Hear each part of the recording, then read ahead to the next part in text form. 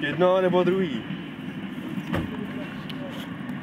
Kdyby si potříbal hned, jo, tady. No jasně. Jako hodíme ti tam tak jak tak, víš co, takže... Ale už je jenom 3,5, já nevím. Já bych si pospíšil.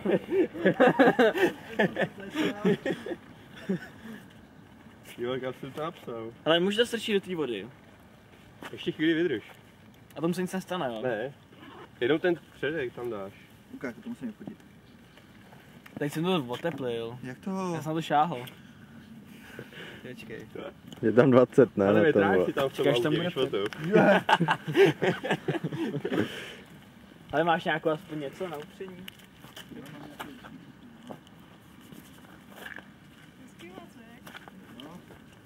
Takže hele jo. Se Já, chystá. Líza a Matěj jsme se sadili.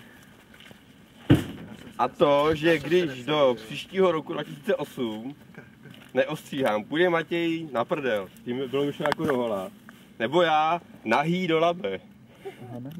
Ale protože Nahý je podtrhnuto, jestli tak... Matěj se nějak bojí. Bojí do té vody vlízt, takže si může teda nechat se ostříhat. Tak to tam je. Takže tady si může vybrat, že se buď vykoupe, anebo že ho to rovnou ostříháme. Takže vzduch má celkem asi 4 stupně. Je teplo, je teplo. Ještě změříme, kolik to bude. Jako mohlo to být horší, že jo? To se bude nemluvit. No, je Já to teplo. taky myslím, kdyby mrzlo a musel si to sekat díru, bylo by to lepší. No ale to by muselo být jak minus 10. Ale je to dobrý. Kolik? No, ty. To bude mít tak 2 maximálně. Ne, hlavně ne v téhle bundě. 3,3, Je, ty pojď sem. Pojď. To je slabý. Kolik? 3 stupně? Najděte nějaký klác, jaký by se chtěl rychle vrátit. Počkej, tak v té vodě je větší teplo jak tady venku, ne? To je 3,4. Ale, Tu máš skoro větší teplo v té vodě jak tady venku. Bylo tam 3,3, no, teď Bude to trošku teplejší než ten vzduch. ochladilo. Takže to tak bude aspoň trošku jako zajímavější pro mě, ale... Teď jako zjišťuju, že ta voda je fakt studenější, do? Prdele.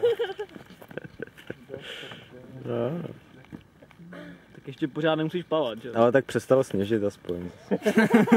To nebe. Nemáš to tak špatný. No, můžeš fotit, hele. Jo, to já budu samozřejmě, neboj. A když do toho rovnou si ještě práse to šáňo. Tak abych si práskl to šáňo, Toho ruma. toho ruma, Své poslední šáně. své poslední šáňo bych si dneska dal. Teple. Teplé domů. Počkej, tak to můžeme, ne? Tak ještě za tepla, jo?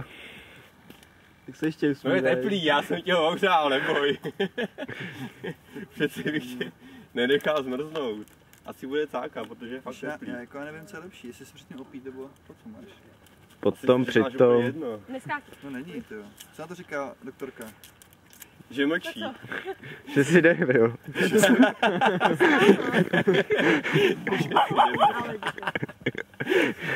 To bylo hezký.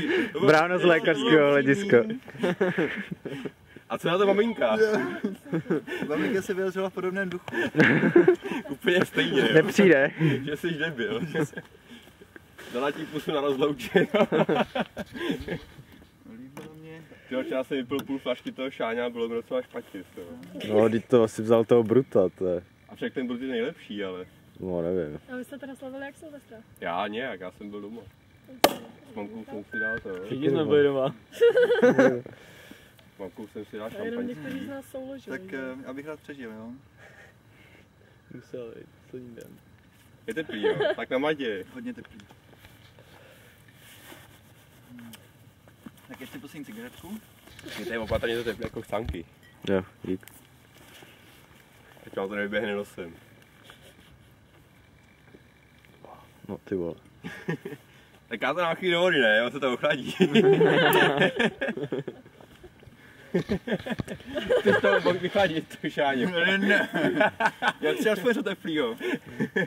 Je to horká voda a čaj je tam. Jo. Takže si můžeš dát buď grog nebo čaj s rumem. Tak kde to vidíte, kde to bylo nejlepší? Tam jsou takový jako skutky. Ale díky, prosím tě. Je to úplně full. No, počkej. Tam to vypadá tak jako Kde to bude nejlepší? vypadá dobře. Tam jsou tečka námořnictví. Jo. to slípneš. Ale může to posledně, abys to nefilmoval do chvíli, já si to kouřím.